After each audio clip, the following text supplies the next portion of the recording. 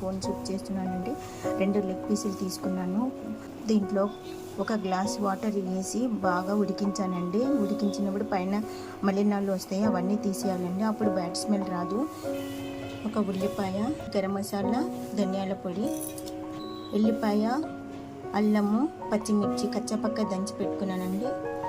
1/2 spoon salt వేసి 2 గ్లాసులు water వేసి 6-7 విజిల్లు వచ్చే వరకు ఉడికించాలండి. హల్దీ పౌడర్ కూడా వేయాలండి.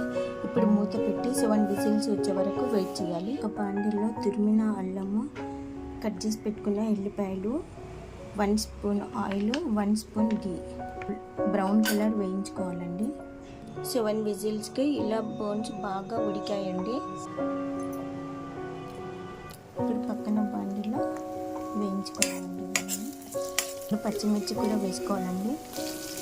టేస్ట్కి తగినంత సాల్ట్ వేసుకోవాలి. బ్రౌన్ కలర్ వచ్చిన తర్వాత 1 స్పూన్ బియ్యం పిండి వేసి మంచి స్మెల్ వచ్చే వరకు వేయించుకోవాలండి. ఉడికించుకున్న బోన్స్ మొత్తం వేసుకోవాలి. బోన్స్తో సహా మరొక గ్లాస్ వాటర్ వేసుకోవాలండి. కొద్దిగా కారం వేసుకోవాలండి. మళ్ళీ ఒక పర్ఫెక్ట్గా కుక్ అయినాయండి. ఇప్పుడు దీంట్లో నిమ్మరసము, కొత్తిమీరతో గార్నిష్ చేసుకోవాలి.